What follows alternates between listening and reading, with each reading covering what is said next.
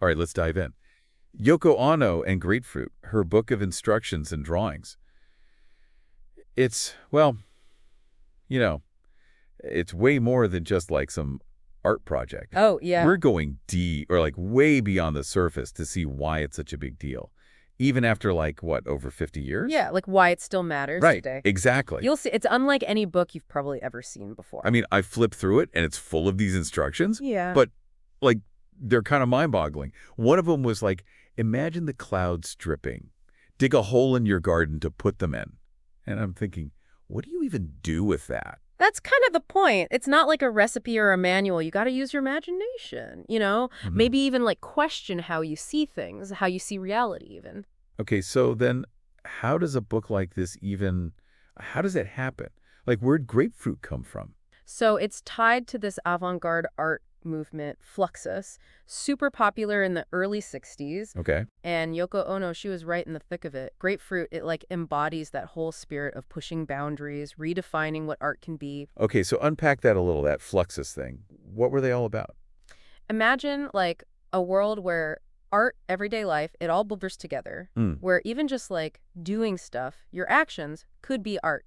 That's basically Fluxus in a nutshell. Really? Yeah, they were all about breaking free from, the traditional art world, museums, galleries, all that. Like stuffiness. Exactly. Stuffy happenings, performance art, weird music, anything that shook things up. So Yoko Ono with Grapefruit was like right there leading this whole art revolution. Oh, yeah, absolutely. And even the title, Grapefruit itself, it's not random. It goes back to her childhood in Japan. There's a story there, right? Oh, yeah, for sure. Grapefruits, to her, they symbolized purity, clarity, nourishment. She saw those same things, those qualities, in the instructions she was writing. Wow, that's cool. So what about the itself? Is it just like instructions, instructions, instructions? Or is there some structure to it? Oh, no, it's organized. It's got 5 sections: music, painting, event, poetry, and object. Event. That one's interesting. What kind of events are we talking here? Think like performance pieces, actions you do, not things you make. Oh, okay. It's all about the process, the experience, not the finished product. And that's like pure Fluxus, right? Prioritizing that experience above all else. Yeah, yeah. Give me an example, like one of those instructions that really captures what Grapefruit is. All right, how about this one from the event section? Hide and seek piece. Hide yourself somewhere in the world. Wow. Okay, that's deceptively simple, but it kind of opens up a whole can of worms, doesn't it? It does, right? Like on the surface, it sounds like a game, but then there's this whole other layer. Yeah. Makes you think about visibility, identity, our place in the world. Where do we hide? Where do we want to be found? Yeah, it's like she's encouraging us to think about these like big existential questions through a simul action. Exactly. And that's what's so cool about Grapefruit. These instructions, they're often so minimal, but they're like little seeds of thought, you know?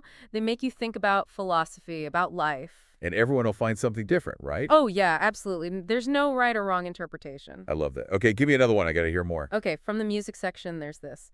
Imagine 1,000 suns in the sky at the same time. Let them shine for 1 hour. Then gradually reduce the number of suns to just one again. Whoa, that's pretty intense. What's your take on that one? To me, it speaks to how vast the universe is, how abundant, but also how things are cyclical, always changing, impermanence. Even the brightest things fade eventually. There's a kind of bittersweet beauty in that. Yeah, for sure. And it evokes a sense of peace, too. Absolutely. And then, contrast that with something from the painting section. This one, draw a circle until you become a circle. Fascinating how she uses, basic shapes to explore such complex ideas. Yeah, that one feels almost meditative, like you get lost in the act of creating. And it kind of challenges how we see ourselves in creation, right? Like how we define ourselves through the things we make. These examples, they really show how you have to participate in Grapefruit. It's not a book you just sit and read. Right, you're not just passively reading. You got to do something, interpret it, even act it out. Exactly. Like that wall between artist and audience, it's gone. You become part of the art itself. It's like she gives you the pieces, and you're trusted to build something with them. Exactly. Super radical, especially back then in the early 60s art world. Yeah, it's like pure Fluxus. Total Fluxus. Like, I'm starting to see how this book, it seems simple, but it's really deep. It's like there's this whole philosophy woven through it. Oh, absolutely. And to understand that, we got to look at how Eastern philosophy influenced Yoko Ono's work. Okay. It's not a coincidence that a lot of her instructions, they resonate with Buddhism, Taoism, stuff like that. Okay, yeah, I'm interested. Tell me more about that. Remember that instruction with 1,000 flaws? Mm-hmm. Doesn't that remind you of that Buddhist idea of impermanence? Everything's always changing. It does, actually. Yeah. We want those bright moments, but they don't last. Right, and that's okay. It's just how things are. Exactly. Yoko Ono, she's guiding us to accept that, even find beauty in it. And her language, it's similar to Eastern traditions, too. How so? Her instructions, they're so minimal, like almost like Zen koans. exactly those riddles, they make you think, not just give you answers. Oh, yeah, like that one. What's the sound of one hand clapping? Yeah. You can't answer that logically. Makes you think outside the box. Yeah, Yoko Ono's doing that too. She's not giving you all the answers, just a starting point. To figure things out for yourself. Exactly. Be part of making the meaning. This is blowing my mind, seriously. It's like this book is a key to a whole new way of seeing art, life, everything. It is, and speaking of changing how we see things, you can't talk about Grapefruit without talking about its influence on John Lennon. Ah, yeah, John Lennon, he was like head over heels for this book. He was. He said reading it made him feel like he could do anything. So pure, so logical, so creative. I remember reading that he said it was so clean and logical it made him feel like he could do anything. That's it. And that feeling that anything is possible, that's Fluxus, right? Lennon, through Yoko Ono, he found his way into that avant-garde world, and it changed how he created. It's amazing how their lives, their art, it all intertwined. Yeah, they really fed off each other. Amplified each other. Absolutely. Yoko Ono's influence got bigger, reached more people. Okay, so we've covered a lot in this first part of our deep dive, like the origins of Grapefruit, Fluxus, the instructions, the philosophy behind it all, even John Lennon. Yeah, we've touched on a lot. But before we go further, I'm thinking, knowing all this now, how do you think people back then in the art world reacted to this book? It must have been pretty shocking. Oh, yeah, totally. It was like a bomb went off in the art world back then. I mean, art wasn't just canvases and sculptures anymore. It was thinking, imagining, even doing something. That was a tough one to swallow for a lot of people. So what was it like? Were people on board or was there pushback? It was mixed, for sure. Some critics, the ones already into the avant-garde, they saw how brilliant it was, praised it, original, daring, challenging the status quo. But others, the ones stuck in the traditional ways, they dismissed it. Like it was nonsense. Yeah, nonsense, pretentious, even silly. But that's what happens with groundbreaking stuff, right? Yeah. But Grapefruit, it didn't just disappear, it stuck around. It did. It had this staying power. People connected with it on a deeper level. And over time, as the art world opened up to conceptual art, Grapefruit got its due. Like it's recognized. Yeah, and its influence, it spread not just in visual art, but in music, performance, writing, everywhere. Like a seed that was planted back then, and it keeps growing. Exactly, and what's wild is it feels even more relevant now than it did back then. Really? Why? Think about it. We're so connected, so bombarded with information all the time. Mm-hmm. And Grapefruit is like this breath of fresh air. It tells us to slow down, unplug, reconnect with our own creativity. It's true. We're constantly being pulled in a million directions. Right. And Grapefruit offers this alternative, tune out the noise, get introspective. Be more mindful. Yeah, mindful. And it's not just about yourself. It's about connection. Like with other people. With others, with nature. A lot of Yoko Ono's instructions are about engaging with the world around us, appreciating the simple things. Oh, like that one about listening to the sound of the earth turning. Yeah, exactly. Tuning into nature's rhythms, remembering we're part of something bigger. That's beautiful. And especially important now with climate change and everything. Right. Grapefruit isn't just whimsical. It's a call to action. We're connected to nature. We got to take care of it. And it also shows us how much power we have, right? To create, to imagine, to make a difference. Oh, yeah. Big time. It's about recognizing that we can all make things, imagine things, change things, no matter how small. Yeah, that's a powerful message. It is, especially today when people want their voices heard, want to make things better. So Grapefruit, it's not just a product of its time. Not at all. It's timeless. Totally timeless. Speaks to everyone. It's a testament to Yoko Ono's vision. Absolutely. To connect, be creative, find meaning. Okay, so we've talked about the lasting impact of Grapefruit and how it connects with people today. But I'm curious, how have its ideas actually been put into practice in the real world? Like, have people taken those instructions and actually done something with them? Oh, tons of examples. Art, education, activism, social change, you name it. Want to hear some of the ways Grapefruit has jumped off the page and into the world? Oh, yeah, definitely.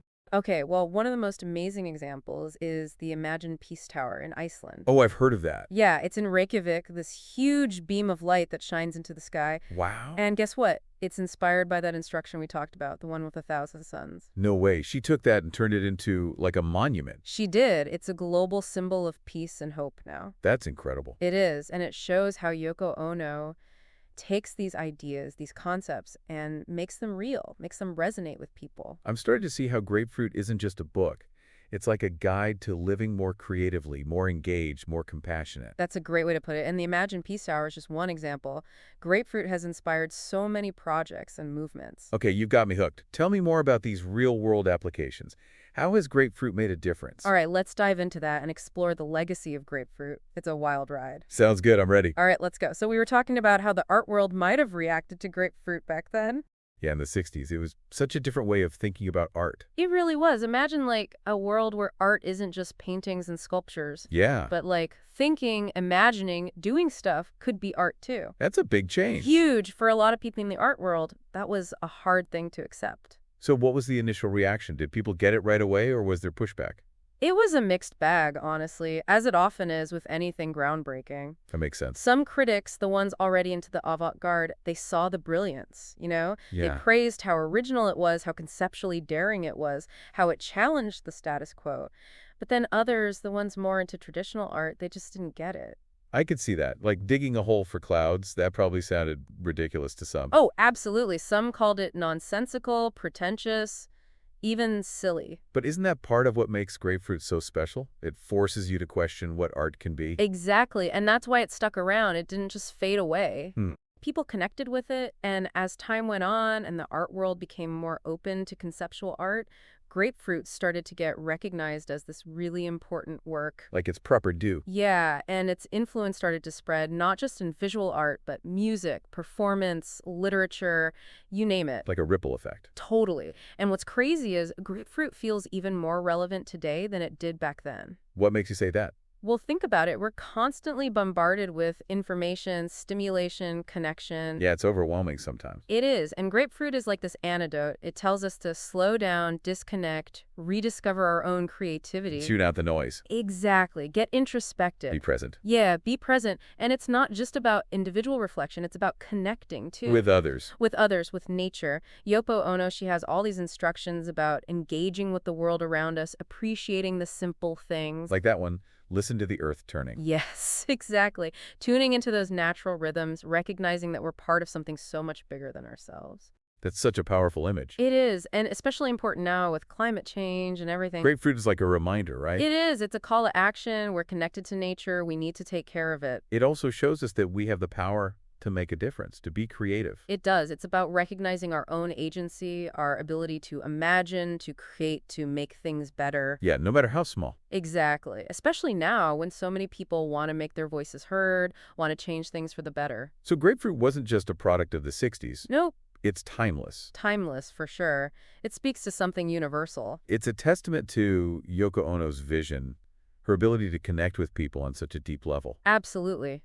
To connect, to create, to find meaning. Okay, so we've talked about the lasting impact of Grapefruit and how it resonates with people today.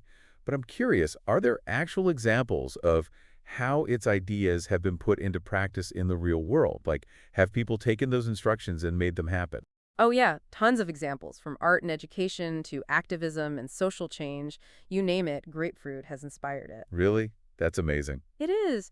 Want to hear about some of the ways Grapefruit has jumped off the page and into the world? Oh, absolutely. Tell me more. Okay, well, one of the most incredible examples is the Imagine Peace Tower in Iceland. I've heard of that. It's in Reykjavik, right? Yeah, this massive beam of light shooting up into the sky. Powerful image. And guess what? It was inspired by that instruction, the one with the 1,000 suns. No way. She actually turned that into a real thing. She did. It's this global symbol of peace and hope now. Wow, that's incredible. It shows how Yoko Ono takes these conceptual ideas and makes them tangible, makes them resonate with people on an emotional level. That's really inspiring. It is, and it makes you see Grapefruit not just as a book, but like a blueprint for a better way of being in the world. More creative, more engaged, more compassionate. Exactly. And the Imagine Peace Tower is just the tip of the iceberg. There's so many other projects and movements that Grapefruit has inspired. Okay, I'm officially hooked. Tell me more about these real-world applications. How has Grapefruit actually made a difference? Okay, let's dive into that. The legacy of Grapefruit is vast and fascinating. I'm ready. Let's go. Welcome back to our deep dive into grapefruit. We've been through a lot, its origins, fluxus, the impact it's had. And now I think it's time to get a bit more personal. Yeah, exactly. We've talked about all the intellectual stuff, the history, Right. but I think it's important to talk about how this book makes us feel. I agree. Totally. I mean, art is all about making connections, Yeah. how it resonates with you, what it sparks inside you. So let's start with you. What was your biggest takeaway from exploring grapefruit? What surprised you? Challenged you? You know, honestly, one thing that really struck me was just how bold Yoko Ono's vision was. Yeah. I mean, back in the early 60s, to even think of a book like this, a book that basically throws out all the rules of art, Right. it was like revolutionary. She was definitely not afraid to challenge people's ideas about art. Not at all. And yet, there's also this like beautiful simplicity to her work. Those instructions, so short, so direct, they're like, I keep coming back to this, Zen koans. Yeah, that's a great comparison. They're these little nuggets of wisdom that just make you think. And they both work in that way, where they suggest things, but they don't tell you exactly what to do. Yeah, they give you space to find your own meaning. That's why grapefruit is so cool. It's not passive. You have to engage with it. You become a participant. It's like she's giving you tools and saying, okay, go build something, explore, find the meaning. Exactly. It's really empowering. It is, and it shows how grapefruit is for everyone. Yeah, you don't have to be an art expert to get something out of it. It breaks down those walls between art and, regular people. Exactly. Were there any specific instructions that really resonated with you? Oh, so many. But the one that keeps coming back to me is hide and seek peace. Hide yourself somewhere in the world. So simple, but so deep. What do you think she's getting at with that one? I think it's about, our need for both connection and solitude. We want to be seen, be part of something bigger, but we also need those moments to retreat, to be invisible, to just get lost in the world. That's a really interesting take on it. It also makes me think about all the ways we hide, not just physically. Yeah, emotionally. Yeah, the masks we wear, the roles we play. Sometimes hiding is a way to protect ourselves. Another one that got to me was imagine the clouds dripping. Dig a hole in your garden to put them in.